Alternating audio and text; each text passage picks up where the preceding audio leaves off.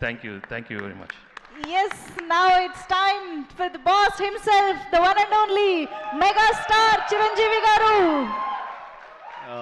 Anil child ఆర్టిస్ట్ని పిలిచారు stage మీదకి మధ్యాహ్నం నేను ఉన్నాగా ఒకసారి రండి రా కిడ్స్ ముగ్గురు రా రే రారా దత్త తీసుకోలేరా అక్కడ భయపడుతున్నాడు దత్త తీసుకుంటారని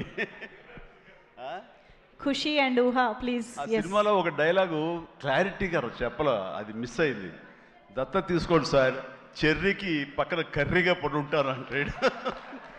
నా ఒర్రి మొదలవుద్దురా, వద్దు అలాగా.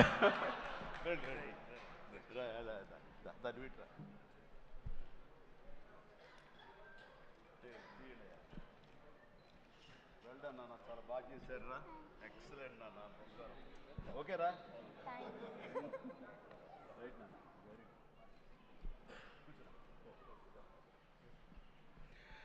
రైట్ అండి. అందరికీ నమస్కారం.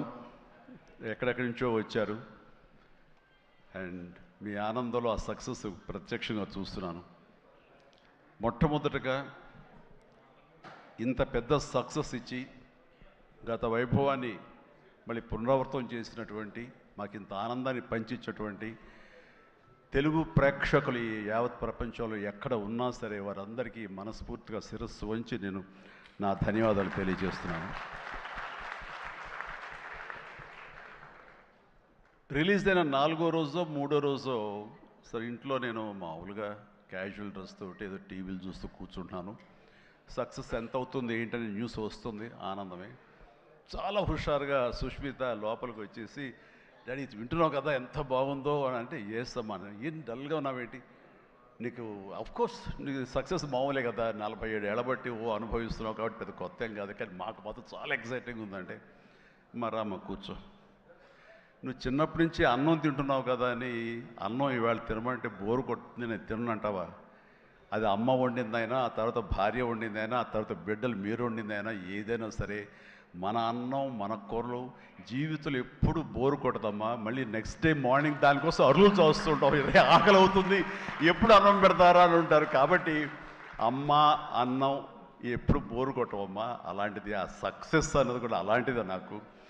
ఎందుకంటే అది సీనియారిటీతోటో లేకపోతే సీజన్ అయిపోవడంతోటో అండ్ మెచ్యూరిటీ రావడంతో ఏదో ఒక్కొక్కళ్ళు ఒక్కొక్కలాగా స్పందిస్తాం తప్ప, దీని లోపల మీరందరూ ఎంత ఎగ్జిబిట్ చేసుకుంటున్నారో, ఎంత బయటికి అందరూ చెప్పుకుంటున్నారో, అండ్ విజయోత్సవంగా మీరందరూ సాహు అనిల్ ఇలా తిరిగి మీరందరూ ఇది ఆస్వాదిస్తున్నారు, అంతకంతా నేను మనసులో ఆస్వాదిస్తుంటాను. మా ఒకసారి అనిపిస్తుంటే అంత అదృష్టవంతులు వీళ్ళు వెళ్ళిపోయి అందరితో ఇంటరాక్ట్ అవుతూ ఈ సక్సెస్ని ఇలాగ అందంగా మన అందిపుచ్చుకొని తిరిగి ఆస్వాదిస్తున్నారు. ఆ అవకాశం నాకు లేదు కదా అంటే ఎంతో బాధపడుతుంటే, అది ఆ బాధ మౌనం కనిపించిందో కానీ ఇంకోటి కాదు.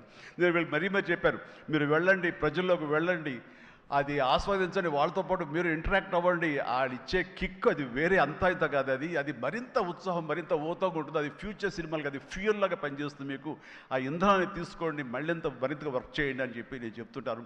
అందులో వెళ్ళే ముందు నాకు చెప్పాడు వెళ్తానని, గో హెడ్ అన్న.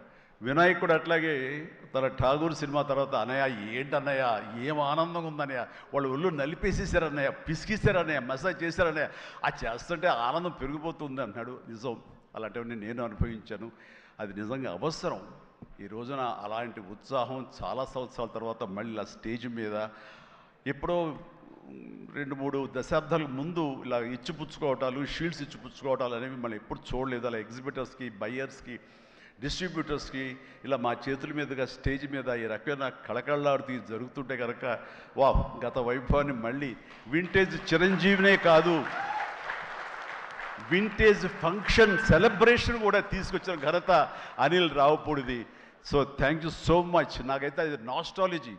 అలాగే కొంచెం ఓపిక్గా ప్రతి ఒక్కళ్ళని ఆనందపరిచేలాగా షీల్డ్స్ ఇచ్చిపుచ్చుకోవటం, ఆ షీల్డ్స్ ఇంటికి వెళ్ళిన తర్వాత అక్కడ అలమారలో పెట్టుకుంటే అది చూసినప్పుడల్లా ఎన్నో స్మృతులు గుర్తుకు వస్తుంటాయి. అలాంటిది మళ్ళీ తిరిగి ఇలాగ రావటం, ఆ ఆనందాన్ని అందివ్వటం చాలా చాలా సంతోషం. అండ్ ఇందాక రాఘవేంద్ర వెళ్ళిపోయారు, ఆయన ఉండగా మాట్లాడేసింది. అనిల్ని చూస్తుంటే వర్కింగ్ స్టైల్ కానీ, ఆర్టిస్ట్ తోటి ఇంటరాక్ట్ అవ్వటం కానీ, వాళ్ళని మంచి గుడ్ హ్యూమర్లో పెట్టడం కానీ, ఇవన్నీ చూస్తుంటే నాకు 100% రాఘవేంద్ర గారే గుర్తుకొచ్చేవాళ్ళ. అండ్ ఇందాక ఆయన చెప్పినట్లుగా నాకు రాఘవేంద్రరావు గారే అనిల్ రావుపూడిని పరిచయం చేశారు. బాబాయ్ వెరీ గుడ్ డాన్సర్ తెలుస్తారు, నువ్వంటే చాలా ఇష్టం, నీలాగా దించేస్తాడని చెప్తుంటే కనుక అవునంటే అక్కడే ఉత్సాహంగా 2-3 స్టెప్స్ కూడా వేసాడు ఆ పార్టీలో. ఎప్పటిగా నువ్వు ఇతనితో సినిమా చేయాలి బాబాయ్, నీ కామెడీ టచ్కి ఇతను కామెడీ కన్సీవ్ చేసే కథలకి వాటికి భలే ఉంటుంది, ఆ రిజల్టే వేరు అన్నారు మహానుభావుడు, ఆ మాట అన్నారు. అప్పుడు ఇందాక అన్నారు కదా, విత్తనం నాటినది మా వటవృక్షం అయ్యేంత సక్సెస్ వస్తుందని ఊహించదు అన్నారు. ఆయన మంచి మనసుతోటి పాజిటివ్ దీంతో నోట్తోటి ఆ మాట ఆయన అన్నారు. అది ఈ రోజు మేము అందరం చవి చూస్తున్నాం. So thank you so much Raghavendra Rao గారు. అట్లాగే ఇంకొక పాజిటివ్ మనిషి, ఎప్పుడు ఇతని సక్సెస్ని హర్షించే మనిషి, సక్సెస్ కోరుకునే మనిషి. అలాగే నేనంటే ఒక అన్నయ్యలా ప్రేమ చూపించే వివి వినాయక్ కూడా ఈరోజు వచ్చాడు. అతను కూడా నాతో 2 సినిమాలు చేశాడు. చేసినప్పుడల్లా అతను మన షూటింగ్స్లో ఎంత ఉత్సాహంగా ఉంటాడో, ఎంత ఉత్సాహం మమ్మల్ని పరుస్తుంటాడో అదే రకంగా అనిల్ రావిపూడి కూడాను మాస్కి సంబంధించి అంత గ్రిప్పు, అంత పట్టు ఉన్న మనిషి. అండ్ రాఘవేంద్ర గారు ఎప్పుడు ఆర్టిస్టులు చాలా గుడ్ హ్యూమర్లో ఉంచుతారు, సరదాగా ఉంచుతారు. అండ్ మళ్ళీ ఈ రాఘవేంద్ర గారి సినిమా ఎప్పుడు ఎలా ఉంటుంది అనే విధంగా ఉంటుంది. ఆ రకంగా ఈ సినిమాలో ఆర్టిస్టులతో ఉండటం సరదాగా ఉండటం కానీ, అండ్ అరమరికి లేక ఉండటం కానీ, షూటింగ్ గ్యాప్లో తన జోకులతోటి వాళ్ళు నవ్వించడం కానీ, అంటే ప్రతిరోజు షూటింగ్ వెళ్ళే ముందు నాకు ఈ మధ్య సంవత్సరాల్లో 2 షూటింగ్స్ చాలా ఉత్సాహంగా వెళ్ళేవాడిని. ఒకటి 150 వినయ్ ఉన్నాడు, అతను షూటింగ్ చేయటం. ఆ తర్వాత అంతే ఉత్సాహంతో నేను వాల్టర్ వేరేకి వెళ్ళినప్పుడు బాబీ సినిమా కూడా అతను అంత గుడ్ హ్యూమర్లో ఉంచుతాడు, సరదాగా ఉంటుంది, వాళ్ళతో పని చేయడం అనేది ఒక పిక్నిక్ లాగా అంత ఎంజాయ్ చేసింది నేను ఈ సినిమాకి. మనశంకర వరప్రసాద్కి ప్రతిరోజు షూటింగ్ వెళ్తుంటే మధ్యలో ఎక్కడ రోజు షూటింగ్ లేకపోతే ఇంట్లో మామూలుగా కూర్చుంటాం, అదేదో డల్గా ఉంటాం అని కాదు కానీ స్తబ్దతగా ఉంటాం. అండ్ అబ్బా మీరు షూటింగ్ వెళ్తేనే హుషారుగా ఉంటారు, ఇంట్లో ఉంటే ఏదోలా ఉంటుంది, ఏ షూటింగ్ లేదో త్వరగా పెట్టమని చెప్పండి అనిల్ని అని సురేఖ అంటుంటే నేను నిజంగా అంటుంది అదే చెప్పాను. లాస్ట్లో షూటింగ్ అయిపోయిన రోజున ఎలాంటి ఫీలింగ్ అంటే ఒక స్కూల్ విడిచేసి వేరే చోటకి ఎడ్యుకేషన్ కోసం అందరూ విడిపోయి ఆయా ప్లేసెస్కి వెళ్ళిపోతాప్పుడు ఇదో తెలియని బాధ, తీపి బాధ ఒకటి మనసులో ఇదిగా ఉంటుంది. అలాంటిదే నేను గురయ్యాను ఈ సినిమాకి. అందులో లాస్ట్ డే ఎమోషన్ అయ్యి కూడా యూనిట్ అందరినీ పిలిచి దగ్గరికి తీసుకుని వాళ్ళకి నా కృతజ్ఞత చెప్పుకున్నాను. ఒక వండర్ఫుల్ ఎక్స్పీరియన్స్ ఈ సినిమా నేను చేయడం. అలాంటి ఎక్స్పీరియన్స్ ఇచ్చినటువంటి అనిల్ రావుపూడి రైటింగ్ టీమ్కి, అనిల్ రావుపూడి అసిస్టెంట్లకి, ఏడీలకి, అసోసియేట్స్, అలాగే మన సమీర్ రెడ్డి కెమెరా వాళ్ళు, వాళ్ళ అసిస్టెంట్లు అందరూ ఒక కుటుంబంలాగా కలిసిపోయాం. దానికి తోడు ఇంకా సాహు గారి వైఫ్ ఎవరైతే దీన్ని సమర్పించారో అర్చన గారు కానీ, వీళ్ళందరూ ఇంట్లో బిడ్డలాగా మా సుష్మితో పాటు అమ్మాయి కలిసిపోయేలాగా వీళ్ళందరూ చాలా ఇది కలిపి ఒక ఫ్యామిలీ లాంటి ఫీలింగ్ వచ్చింది. నేను ఎప్పుడు ఒకటి నమ్ముతాను, నాకు కానీ రాఘవేంద్ర గారు కానీ, నాకు కానీ కేఎస్ రామారావు కానీ, ఇలా చాలామందితోటి ఫ్యామిలీ అన్న ఫీలింగ్ వచ్చి డైరెక్టర్లకి, ఆర్టిస్టులకి, నిర్మాతకి ఒక మంచి గుడ్ రిలేషన్ ఉండి గుడ్ ఎమోషన్ కనుక సినిమా ప్రాసెస్ అప్పుడు జరుగుతున్నప్పుడు ఉంటే కనుక దాని రిజల్ట్, దాని ఇంపాక్ట్ ఖచ్చితంగా సినిమా మీద ఉంటుంది. అది నేను అనుభవిస్తూ నా స్వయం అనుభూతి ఉన్నాను. అలాగే ఇందాక నేను చెప్పినవి కూడాను అన్ని సక్సెస్ఫుల్ సినిమాలే. మిగతా సినిమాలకు వచ్చిందంటే ఏదో వర్రీగా, ఏదో డౌట్గా, ఏదోలా ఉంటుంది. కాబట్టి నేను తప్పు నా మీదే వేసుకుంటాను కానీ ఒకళ్ళ మీద నెట్టను నేను, అది కానే కాదు. కానీ నాలో ఉండే జోష్ ఇంట్లో ప్రత్యక్షంగా చూశారు కాబట్టి, అలాగే ప్రత్యక్షంగా సినిమా సెట్స్లో వీళ్ళు చూస్తారు కాబట్టి నేను ఇది ధైర్యంగా చెప్పగలుగుతున్నాను. అందుకని ఏ సినిమా అయినా సరే కష్టపడే పనిచేస్తాం, ఏ సినిమా అయినా సరే ఇష్టంతోనే పనిచేస్తాం. కానీ కొన్ని సినిమాలు ఎగ్జైట్మెంట్ ఇస్తాయి, కొన్ని సినిమాల రిజల్ట్ అలాగే ఉంటుంది. అలాగే ఈ సినిమా ఇంత రిజల్ట్, ఇంత వెరీ గుడ్ విజయం మాకు లభించినందుకు, మాకు ఇచ్చినందుకు, దాంట్లో మధ్యలో ఒక వారధుల్లాగా పనిచేస్తున్నటువంటి బయ్యర్లకి, డిస్ట్రిబ్యూటర్స్కి, ఎగ్జిబిటర్స్కి ఈ కళకళలాడుతూ ఈ సంక్రాంతి ఇంత బాగా ఉందంటే అందులో ప్రధానమైన కారణం ఈ సినిమా. అందుకని ఈ సినిమాకు సంబంధించిన సంబంధం ఉన్న 51 మంది బయ్యర్లకి, వాళ్ళందరికీ కూడా నా హృదయపూర్వక ధన్యవాదాలు, అభినందనలు తెలియజేస్తాను. నేను ప్రీ రిలీజ్ ఫంక్షన్లో కోరుకున్నాను అన్ని సినిమాలు బాగా ఆడాలి, అన్ని సినిమాలు కళకళలాడుతుండాలి, థియేటర్లకి జనం రావాలి అని అన్నందుకు నేను ఆ కోరిక మన్నించి ఏదో ఒకటి సినిమా, అర సినిమా కొంచెం అటు ఇటుగా ఉన్నా సరే దాదాపుగా అన్ని సినిమాలు ఈ సంక్రాంతిలో ప్రజలు ఆదరించారు, వాళ్ళన్నిటికీ సక్సెస్ కలగజేశారు. అవన్నీ కూడా మంచి ఆయా రేంజుల్లో వాళ్ళకి, ఆ హీరోలకి, ఆ నిర్మాతలకి, ఆ ప్రొడ్యూసర్లకి, డైరెక్టర్లకి వాళ్ళందరూ కూడా అలాగే ఈ సక్సెస్ దొరికేందుకు ఇది వెరీ గుడ్ సంక్రాంతి, జీవితంలో మర్చిపోలేని సంక్రాంతి. ముఖ్యంగా ఏంది వెంకీ సంక్రాంతి అంటే అదిరిపోద్ది సంక్రాంతి చూస్తావు అన్నట్లుగా అదే చూసాము, అదే అదిరిపోయింది సంక్రాంతి. Thank you. అండ్ ఇక ఈ సినిమాకు సంబంధించిన నా మిత్రుడు, నా సోదర సమానుడు, నా ఫ్యామిలీ ఫ్రెండ్, అన్ని రకాలుగా నా మంచి కోరుకునేవాడు, అతని శ్రేయోభిలాషిగా నేను. అలాంటి వెంకీ సినిమాలో ఉండాలని కోరుకున్నది నేను, అది కోరుకున్నందుకు ఉండేలా చేసినటువంటి అనిల్కి, ఆ తర్వాత 4-5 రోజులు 7-8 రోజులు ఎన్ని రోజులు కానీ ప్రతిరోజు నవ్వులు సెట్లో తమాషాలు అసలు ఎంత అంటే అంత ఇంత కాదు. అండ్ యంగ్స్టర్స్ ఫీల్ అవుతారు, టీనేజ్ బాయ్స్ అలా ఫీల్ అయిపోయి ఇద్దరం. ఆహా ఓ యా ఇదే అల్లరి ఇదే రకంగా ఉంటుండేది. అందుకని ఆ సినిమాలో అప్పటిదాకా ఏముండదండి, చిరాగా ఉంటాడు. టేక్ అనగానే ఆ హుషారు ఎక్కడి నుంచి వస్తావు అంటే ఇలా అసలు అంతా ఇదే కాదు. అండ్ నా సాంగ్స్కి అతను డ్యాన్స్ చేయటం, అతని సాంగ్ నేను రిపీట్ చేయటం, ఇలాంటి కాన్సెప్ట్ పెట్టి ఇద్దరి మధ్య బ్యాలెన్స్ చేసి ఎవ్వరికి ఏ అసంతృప్తి లేకుండా చేసి well knitted film with 2 super stars, 2 big stars అన్న కలిసి తన తెలివితేటని ప్రదర్శించుకున్నాడు అనిల్ రియల్గానే. ఇతని డైరెక్షను, ఇతను కన్సీవ్ చేసినటువంటి ఆ సాంగ్, ఆ సీన్స్, ఇవన్నీ కూడాను అది వెంకీ ఇంట్రో కానీ అవన్నీ చూస్తుంటే ఎంత ప్లాన్ చేశాడు, ఎంత బాగా ఆలోచించాడు అంటే అంత ఇంత కాదు. అండ్ అందుకని ఎంత పెద్ద యాక్టర్లతోనైనా సరే, ఎంత పెద్ద సినిమా సరే హ్యాండిల్ చేసేంత కెపాసిటీ, క్యాపబిలిటీస్ ఉన్నటువంటి ఫ్యూచర్, మన Telugu industry future Anil Ravipudi. And Anil Ravipudi నాతో సినిమా మళ్ళీ చేస్తావా లేదా అది నీ ఇష్టం, అది అందుకనే కారు వచ్చేసింది ఇంకెందుకు అనుకోవచ్చు, నువ్వు పని అయిపోయిందని. లేకపోతే చెప్పు హెలికాప్టర్ ఇస్తావు, చెప్పు మళ్ళీ చేస్తానంటావు. కాబట్టి అది కాదు కానీ నిజంగానే నాకైతే ఇమ్మీడియట్గా మరొక సక్సెస్, ఇంకో షూటింగ్ కావాలి, మరొక సినిమా కావాలి కాదు, కానీ ఈ సినిమా చేస్తున్నప్పుడు ఎక్స్పీరియన్స్ ఉంది, అది మాత్రం నిజంగా మళ్ళీ ఎంజాయ్ చేయాలని నేను కోరుకుంటున్నాను, వెంకీ లాంటి మనిషి కోరుకుంటున్నాడు. మరి ఎవరికి వస్తుందో ఛాన్స్, ఎలా వస్తుందో తెలియదు. ఇద్దరికి కలిపి వచ్చి ఫుల్ ఫెడ్జెడ్ సినిమాలు ఉంటే మాత్రం ఇద్దరిని చాలా చక్కగా బ్యాలెన్స్ చేయగలడు అన్న భరోసా, నమ్మకం ఇప్పుడు ఇండస్ట్రీకి, మాకు అందరికీ ఇచ్చేసాడు. కాబట్టి definitely it has to happen when he only knows, nobody nose.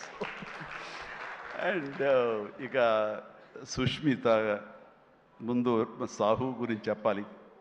Very composed person, నవ్వే గగనం అన్నట్లుగా అసలు నవ్వటం కూడా ఉండదు. ఏ మనిషి సీరియస్ మనిషి ఏమో అనుకుంటాను. హాయ్ గుడ్ మార్నింగ్ సాహు అంటే సార్ అంతే, హలో అంతే తప్ప మళ్ళీ ఇంక రోజంతా ఏదో ఉంటుంది, మరీ ఏదో ఇంట్రెస్టింగ్ ఉంటుంది. అలాంటిది ఈ సినిమా ఫస్ట్ టైం రషెస్ చూసిన తర్వాత వచ్చి మాట్లాడాడు, తెగ మాట్లాడి కొట్టేస్తామండి, ఇంకా అసలు సినిమా మిగతా సినిమా చూడాల్సిన అవసరం లేదు, చాలా బాగుంది, థియేటర్లో చూసుకోవటమే అదిరిపోయింది అని అంటే అతను ఆ మాత్రం ఎక్స్ప్రెషన్ ఇవ్వటం అనేది చాలా పెద్ద విషయం అండి. అన్నాడంటే కనుక సినిమా అంత గ్రేట్ హిట్ అయిపోతుంది అని అన్నాడు. ఆ రోజే ఈ విజయం గురించి ముందుగా హింట్ ఇచ్చిన వ్యక్తి సాహు గారపాటి. అండ్ తన కంపోజ్డ్ నేచర్ కానివ్వండి, తను చిన్న వయసులోనే తీసిన సినిమాలు తక్కువైనా సరే వాటిని సమర్థవంతంగా వాటిని తెరపైన, సెట్స్ పైన నడిపించిన విధానం కానివ్వండి, అటు ఎగ్జిబిట్ చేసిన విధానం కానివ్వండి, అది చాలా చాలా బాగుంది.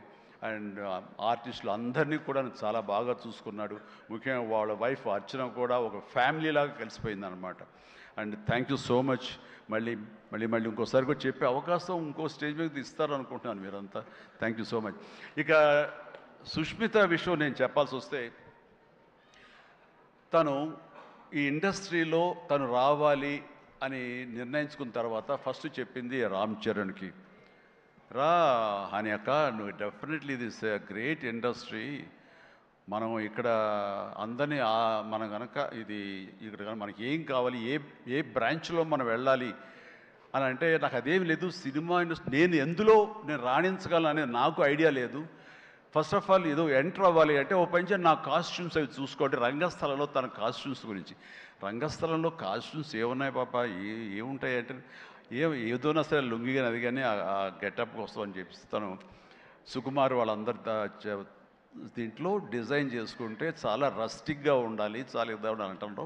వాళ్ళు చెప్పిన మాట ఏంటంటే, ఒక చిరంజీవి గారు అమ్మాయి రామ్ చరణ్ సిస్టర్ అన్న ఫీలింగ్ లేకుండా గబుక్కుని ఏదో ఒక లుంగి కావాలంటే రాజమండ్రి ఆ ప్రాంతంలో కారు వేసుకుని తనే బయలుదేరి షాప్ తిరిగి డైరెక్టర్ కోరుకున్నటువంటి ఆ క్లాత్ కోసం తను తిరిగి చెమట కక్కుకుంటూ వచ్చి చేసింది అని చెప్పినప్పుడు నేను చాలా అంత కష్టపెడతా ఎవరు ఉంటారు కదా మా అసిస్టెంట్ అంటే నాకేం తెలియదు, మళ్ళీ వాడిని పంపిస్తే ఏం చేస్తారో ఏమో తెలియదు, నేనే వెళ్ళానంటూ.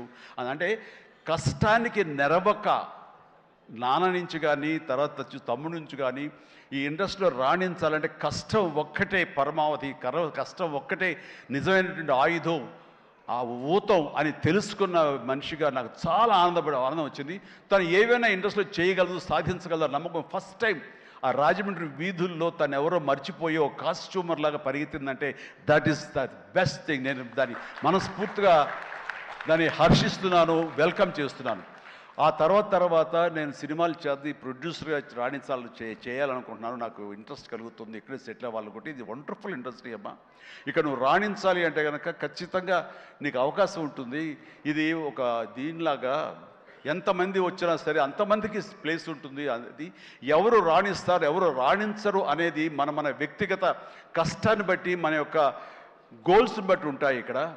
కాబట్టి ఇంకొక విషయం, ఇండస్ట్రీ, ఈ పరిశ్రమ, సినీ పరిశ్రమ అనేది అద్దం లాంటిది. మనం ఎలాగా ఉంటామో మన స్వభావం కానీ, మన ఆహార్యం కానీ, మన థాట్స్ కానీ, మన స్వభావ భావాలు కానీ, ఇవన్నీ మన వ్యక్తిత్వం కానీ ఎలా ఉంటుందో అలాగే మనకి రిజల్ట్ కనబడుతుంటుంది.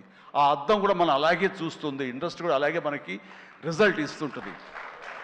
నీ వ్యక్తిత్వం బాగుండాలి, నీ అప్రోచ్ బాగుండాలి, నీ కష్టం బాగుండాలి, అంతకంత రిజల్ట్ ఇస్తానే ఉంటుంది ఇండస్ట్రీలో. దీన్ని కేర్లెస్గా ఉన్నా సరే, ఒక యాటిట్యూడ్ ఉన్నా సరే, చూద్దాంలేని అప్రమకంతో ఉన్నా సరే, అది కూడా నీ పట్ల అప్రమకంగానే ఉంటుంది. ఏది అంతంత మాత్రంగా చూస్తుంది. నేను అనుభవపూర్వకంగా చెప్తాను. అన్నప్పుడు నేను ఫస్ట్ సినిమా చేయాలనుకుంటే మా ఇంట్లో ఉన్న హీరోస్ తోటి ఏ హీరో తను కాదంటారు? ప్రతి ఒక్కరిని ప్రతిరోజు కలుస్తుంది. ఒక కత్తి తెచ్చుకుంటే ఏ హీరో తను కాదంటారు? కానీ నేను వాళ్ళతో చేయండి డాడీ, నేను ఫస్ట్ ఆఫ్ ఆల్ ఎక్స్పీరియన్స్ సంపాదించాలి, గ్రౌండ్ రియాలిటీ తెలుసుకోవాలి అంటూ తను వెబ్ సిరీస్ మొదలుపెట్టింది, వెబ్ ఫిల్మ్స్ మొదలుపెట్టింది. అమ్మా ఇదే లాభం ఉంటుందంటే లాభం ఉండదు డాడీ, ఏదో లక్షల్లో మిగులుతుంది లేదని ఒకసారి అది కూడా ఇదైపోతాయి. కానీ నాకు ఎక్స్పీరియన్స్ గెయిన్ చేస్తాను, ఎక్కడెక్కడ ఏమిటి ఎన్ని డిపార్ట్మెంట్లు ఉంటాయంటూ ప్రతి డిపార్ట్మెంట్ని చవి చూస్తూ దానిలో ఒక ఎక్స్పీరియన్స్ గెయిన్ చేస్తూ, అలాగే తన ఫిలిమ్స్ తీసింది, చిన్న ఫిలిమ్స్ చిన్న హీరోలతో చేసినప్పుడు తను ఒక కాన్ఫిడెన్స్ గెయిన్ చేసుకుంది. అంతేగాని మాకు రెడీమేడ్ కేక్ వాక్ ఇక్కడ సినిమా తీయటం, మా అండదండలో నాన్నగారు వాళ్ళందరూ ఉన్నారు కాబట్టి అని అనుకోలేదు. అలాగే ఎవరితోటో నువ్వు పార్ట్నర్షిప్ తోటి నాతో సినిమా చేయమంటే వాళ్ళు అన్నారు, అయ్యో అమ్మ నువ్వేమి పెట్టక్కల, నువ్వేమి రావక్కర్లేదు, సినిమా మేము చేసేస్తాము, నీ పేరు వేసేస్తాము, లాస్ట్కి వచ్చేసరికి ఇదిగో ఇంత డబ్బని ఇచ్చేస్తామా, ఏం వర్రీ అవ్వకమ్మా అంటే అస్సలు నాకు వద్దుడంటే నేను వెళ్తే సినిమా చేయను, అందుకు అది బ్యానర్ పేరు నేను చెప్పను అనేసరికి అలాగే ఏమంటే కాదండి నాకు ఎక్స్పీరియన్స్ కావాలి, నేను పని చేయాలి, నేను డబ్బు పెట్టుబడి పెట్టాలి, పెట్టిన తర్వాత మంచి వచ్చేడా వచ్చే ప్రతి పైసాకి నేను తినడానికి, నేను అనుభవించడానికి నాకు అర్హత ఉంటుంది కాబట్టి నేను చస్తే ఆ సినిమా చేయాలి. ఆ సినిమా క్యాన్సిల్ చేసుకుంది. సో వదిలేశాను నేను. సాహుతోటి సినిమా అన్న తర్వాత సాహు తను కూర్చుని చెప్పండి మీరు ఎంత పెడతారు, నేను అంతే పెడతానని సగం డబ్బు సొంతంగా పెట్టింది, మిగతా డబ్బు బయట నుంచి అప్పు తీసుకొచ్చింది, పెట్టింది తప్ప నేనైతే నా పైసలు ఇవ్వలేదు. ఆ పైపెచ్చు ఇద్దరి నుంచి నాకు టైంకి కావాల్సిన రెమ్యునరేషన్ ఆయా సమయాల్లో నేను తీసుకుంటూనే ఉన్నాను తప్ప అది నేను ఇవ్వలేదు. అంత ప్రొఫెషనల్గా బిహేవ్ చేసింది.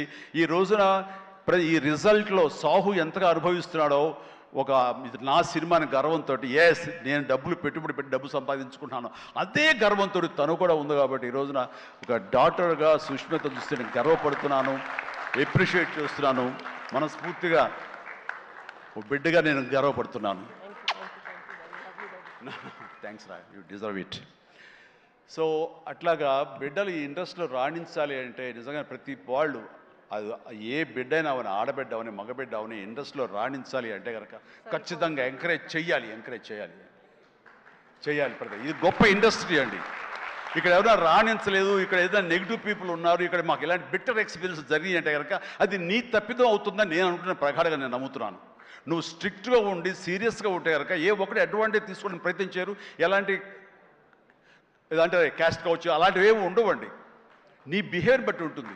మీకుండే అభద్రతా భావంతో ఏమో అలాగేలా ఉండాలేమో అని ఉండకూడదు. ఎస్ నువ్వు ప్రొఫెషనల్గా ఉండు, అవతల కూడా ప్రొఫెషనల్గా ఉంటారు. ఈ ఇండస్ట్రీ అనేది ఒక అద్దం లాంటిది. నువ్వేమి ఇస్తావు తిరిగి నీకు అదే వస్తుంది. కాబట్టి ప్రతి ఒక్కరికి ధైర్యంగా పరిశ్రమకు రావాలి అనుకుంటే కనుక కృత నిశ్చయంతో, దృఢ సంకల్పంతో, హార్డ్ వర్క్ని ఆసరాగా తీసుకుని రండి. ఇది గొప్ప ఇండస్ట్రీ. మీరు అందరూ రాణిస్తారు, చేస్తారు. అది ఆడబిడ్డలు కానివ్వండి, మగవాళ్ళు కానివ్వండి, ఎవరైనా సరే. సో అది నేను వెల్కమ్ చేస్తున్నాను. దానికి ప్రత్యక్ష సాక్ష్యం సుష్మిత. అలాగే దత్తు గారి పిల్లలు స్వప్న దత్ ఇలాంటి వాళ్ళందరూ కూడా ఎంతోమంది, ఇది ప్రధానంగా ఇంత డిస్ట్రిబ్యూటర్స్ తరపున మాట్లాడిన సుప్రియ, వీళ్ళందరూ కూడా ఆ స్థాయి వాళ్ళు.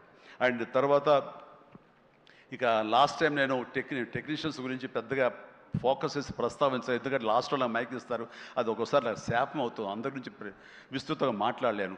బట్ దీనికి సంబంధించి భాను, కోరియోగ్రాఫర్ భాను, అలాగే విజయ్, మన మీసాల పిల్ల తీసిన విజయ్ కానీ, అలాగే ఈ హుక్ స్టెప్ వేసి ఇప్పుడు సెన్సేషనల్గా అదరగొట్టినటువంటి ఆడ సందీప్ అండ్ సందీప్ వైఫ్ జ్యోతి, వీళ్ళందరూ ఇది ఒక గొప్ప అవకాశం మాకు, మమ్మల్ని మేము ఎగ్జిబిట్ చేసుకోవడానికి, మమ్మల్ని మేము చూపించుకోవడానికి ఇది గొప్ప వేదిక. ఒకప్పుడు ప్రభుదేవ, తర్వాత లారెన్స్ ఇలాంటి వాళ్ళు ఎంతోమంది నన్ను ఆధారం చేసుకుని నన్ను నా మీద కంపోజ్ చేసి వచ్చారు. అండ్ అలాంటి భవిష్యత్తు మీ అందరికీ ఉంటుందని ఇప్పటికే అనుభవిస్తూ ఉంటుంటారు మీరు. ఆ జోష్ ప్లీజ్ అలాగే అనుభవించండి, మంచి ఫ్యూచర్ ఏర్పరచుకోండి. మీకు ఆల్ ద వెరీ బెస్ట్. కూర్చోండి. తర్వాత ఈ సినిమాకి లిరిక్స్ అందించేటువంటి కాసర్ల గారు, అలాగే రామ్ జోగశాస్త్రి గారు, అనంత శ్రీరామ్ గారు, ఆదిపట్ల గారు, భాస్కర్ పట్ల గారు, వీళ్ళందరూ చాలా చక్కటి లిరిక్స్ ఇచ్చి అన్నీ బాగా చేశారు. అయితే వీళ్ళకి వెనకాల వెన్నెముక నిలబడి ఇవి నా ట్యూన్స్ ఇప్పుడు రాసుకోండి అని భరోసాగా ఇచ్చిన బీమ్స్, ఎక్సలెంట్ బీమ్స్. ఎందుకో తెలియదు, ఈవేళ ఉదయం నుంచి మీరు మధ్యాహ్నం నుంచి సారీ ఫంక్షన్ బీరేజ్ కొంచెం డల్గా ఉన్నారు, ఏంటి కారణం నాకు తెలియదు. ఏమైనా అప్సెట్ చేశాడా? నెక్స్ట్ పిక్చర్ తీసేద్దాం చెప్పండి, మిమ్మల్ని మీరు ఎంతంటే అంత. ఎక్సలెంట్ భీమ్స్. అండ్ సినిమా ఆద్యంతం ఇది చాలా బాగా ఇచ్చావు. నేను ఇదివరకు సాంగ్ వినగానే చెప్పాను, ఇదివరకు విజయవాహిని వాళ్ళ సాంగ్స్ కానీ, మిస్ అమ్మ ఇలాంటి సాంగ్స్ కొన్ని వింటుండగా లిరిక్స్ ఫస్ట్ వినపడేవి, ఆ తర్వాత వెనకాల మ్యూజిక్ వినిపించేది, మ్యూజిక్ డామినేట్ చేసేది కాదు. అండ్ అలాంటి ట్రెండు, అలాంటి ఒరవడి నడుస్తున్న ఈ సందర్భంలో మీరు చక్కటి మ్యూజిక్, ఒక పడవ ప్రయాణం లాంటి మ్యూజిక్ ఇచ్చారు. అందుకనే ఈ రోజున ప్రతి ఒక్క ఫ్యామిలీ కూడాను ఆ మీసాల పిల్లకి వాళ్ళు కనెక్ట్ అయిపోయారు, వాళ్ళు అది ఆస్వాదిస్తారు, అలాగే డ్యాన్సెస్ మనకు చూపిస్తారు. మిగతా సాంగ్ కానీ, అలాగే సంక్రాంతి సాంగ్ నా మీద వెంకీ గారి మీద ఆ సాంగ్ కానివ్వండి, ఏదిగా చెప్పండి ప్రతిది. అలాగే ర్యాప్ సాంగ్ మీరు అంత బాగా ఇస్తాను ఎవరు ఊహించలేదు, నేనే ఊహించలేదు అది. ఆ సాంగ్లో అంత బాగా దాన్ని కంపోజ్ చేసిన కుర్రవాడు వీళ్ళందరూ అన్ని చాలా బాగున్నాయి. అండ్ ప్రతి ఒక్కరికి ఈ సందర్భంగా నేను ధన్యవాదాలు తెలియజేస్తాను. మీ అందరి కంట్రిబ్యూషన్ లేకపోతే ఇంత ఇది మేము అనుభవించడం కాదు. అండ్ ఇక ఈ సినిమా 85 డేస్లో ఫినిష్ అయింది అంటే నేను అనుకున్నా, అబ్బా వాట్ ఏ గ్రేట్ క్రెడిట్, అందరు ఇట్లా ఉండాలి అనుకున్నాను. కానీ దాని వెనకాల ప్రధానమైన పాత్ర వహించింది సమీర్ రెడ్డి, డిఓపి. నేను షార్ట్ మధ్య కొంచెం టీయో కాఫీయో ఏదో స్నాక్సో ఏదో తింటూ అలవాటు. షార్ట్ చేశాను, వెరీ గుడ్ అంటే ఇలా కూర్చోబోతుండగా షార్ట్ రెడీ అన్నారు, లెక్కకుండా నేను కూర్చోకుండా లేచిపోయాను. అంత ఇది ఎగ్జాజరేషన్ కాదు, చేతిలో టీ కప్పు పక్కన పెట్టి వెళ్ళిపోయిన సందర్భాలు ఎన్నో ఉన్నాయి. అండ్ అంత ఫాస్ట్గా చేసే కెమెరామెన్ నేనైతే ఇంతవరకు చూడలేదు. అలాంటి కెమెరామెన్ ఫాస్ట్గా తీయటమే కాదు, అందంగా చూపించడం కానివ్వండి, లొకేషన్స్ బ్యూటిఫుల్గా చక్కగా చెక్కి వాటిని తెర మీద ఎక్కించడం కానీ, ఈ రోజున ఈ సినిమా ఇంత బడ్జెట్ లోపల ఇంత పర్ఫెక్ట్గా అయిందంటే ప్రధానమైన కారణం సమీర్ రెడ్డి. చాలామంది ఇది కంప్లైంట్ కాదు కానీ చాలామంది అవుట్డోర్ యూనిట్ బిల్లు పెంచేస్తున్నారు. పెంచడానికి గల కారణాలు ఏమిటో వాళ్ళకే తెలుసు, వాళ్ళకే వదిలేస్తున్నాను, నాకైతే తెలియదు ఆ విషయంలో. కానీ ఇతను యూనిట్ బిల్లు 2 లైట్లు అటు ఇటు ఉండేది, ఇంకో లైట్ అలా ఉండేది, అంతే 4-5 లైట్లు కనిపించేది. కానీ మరి తెర మీద చూస్తే బ్రహ్మాండంగా ఉంది, అత్యద్భుతంగా ఉంది. అంటే అతను చూసి అందరూ నేర్చుకొని అన్నాను, ఎవరి క్రాఫ్ట్ ఎవరి చెక్కుడు వాళ్ళది. కానీ ఇతను మాత్రం నాకు బాగా నచ్చాడు. అండ్ ఇతని మన అనిల్ కూడా, వాళ్ళిద్దరికి మంచి సింక్రనైజేషన్ అయ్యింది. అండ్ ఈ సినిమా నేను చెప్పాను మొన్న సభలో, ప్రీ రిలీజ్ సభలో, ఇది ఫస్ట్ ఈ సినిమా సూపర్ హిట్ అయిపోయింది రిలీజ్కి ముందే. ఎందుకంటే బడ్జెట్ వైజ్గా కానీ, డేట్ వైజ్గా కానీ, with in the budget, with in the limited టైంలో కానీ ఈ సినిమా ఫస్ట్ టైం ఇలా అయ్యింది. ఇది మీరు చూసి నేర్చుకొని నేను ఎవరికి సలహాలు ఇవ్వట్లేదు, అలా కాదు, మా ఎక్స్పీరియన్స్ మీకు చెప్తున్నాను అంతే. అండ్ అయ్యింది, అక్కడే సక్సెస్ అయింది, అక్కడే ప్రొడ్యూసర్స్ ప్రాఫిట్ లాభాలు వచ్చేసినాయి అక్కడ. ఆ తర్వాత యావరేజ్గా అయినా సరే అవే లాభాలు ఉండేవో. ఇంత సూపర్ హిట్ అయింది కాబట్టి ఎక్స్ట్రా బాల్స్ కొంత రావచ్చు, అది ఎంతో నాకు చెప్పకండి, మళ్ళీ నా రేట్ పెంచేస్తాను. ఇంతలో అడిగితే చెప్పలేదండి ఎంత వచ్చిన లాభాలు, చెప్తే నేను అడుగుతానే భయం ఏదో ఉందో వాళ్ళకి, సాహు కానీ సుష్మిత కానీ. సో నాకు ఇంతకీ తెలియదు, ఆ లెక్కలైపులో నేను వెళ్ళన్నది నాకు. అండ్ ఇంకా నా తోటి నటినట్లుగా వస్తే కనుక ఇక్కడే ఉన్నారు హర్ష కానీ వెళ్ళిపోయి ఉంటాడే ఉన్నా బాబు థ్యాంక్స్ హర్ష పాపం హర్ష ఈ సినిమాలో తన ఎంతో ఉత్సాహంతో ఉన్నాడు అండ్ నాకు నా ఫ్యాన్ అంటాడు నిజమనే తెలియదు అందరి దగ్గర అదే మాట అంటాడేమో కానీ నా సాంగ్స్ అవి అలవోకగా పాడుతూ గుర్తుంచుకుని పాడుతుండే ఎవరి పాట అంటారంటే మీదే సార్ నా పాట ఓకే నాకు గుర్తు రావట్లేదా ఎప్పుడో ఇది పల్లెటూరు మొనగాడు గోండా ఆ పాటలు పాడితే ఎట్లాగయ్యా అంటే లేదు సార్ మేము అట్లా అంటే అంత ఇదిగా అతను ఈ సినిమాలో ఆ సాంగ్స్ అవి నాతో మాట మంచి ఎంటర్టైన్గా ఉంటూ ఈ సినిమా చేస్తున్నందుకు చాలా చాలా ఆస్వాదించాడు బ్రహ్మాండంగా ఎంటర్టైన్ చేశాడు మమ్మల్ని అయితే మధ్యలో కాల్ ఇరిగింది అది ఎవరి శాపం నేను చెప్పలేను కానీ ఆ టైంలో కూడా అతను ఎంతో డిసప్పాయింట్ అయితే నువ్వు ఉంటున్నావు సినిమాలో అంటూ చక్కగా తెలియకుండా సినిమాలో దాన్ని డిజైన్ చేసి అతని చేత చేయించడం చాలా happy and Harsha you do a fantastic job బాగా నిండుదనం వచ్చింది and very good I appreciate and ఫర్దర్గా మళ్ళీ ఎక్కడ అవకాశం వస్తే నాకు ఇవ్వు ఛాన్స్ కలిసి చేద్దాం నువ్వు ఇవ్వాలి అండ్ అట్లాగే ఎస్ కాదు ఇలా చెయ్యాలి అనగానే అక్కడ బ్లాక్ డ్రెస్ వేసుకుని ఒక వ్యక్తి ఉన్నాడు ప్రకాష్ అందరి గురించి మాట్లాడుతున్నా నా గురించి మాట్లాడాను ప్రకాష్ నువ్వు నా మనసులో ఉన్నావయ్యా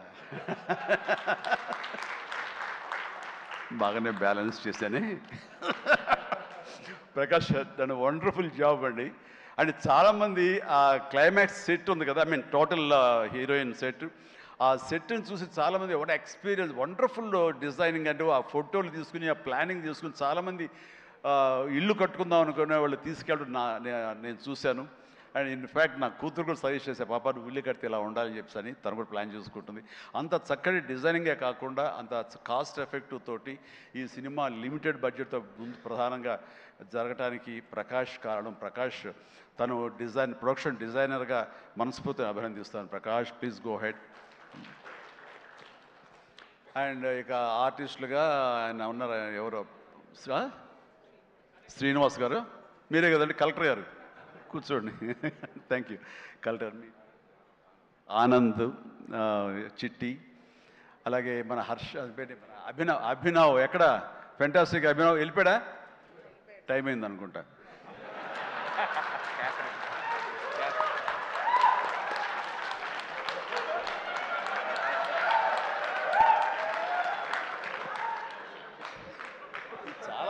చాలా బాగుందయ్యా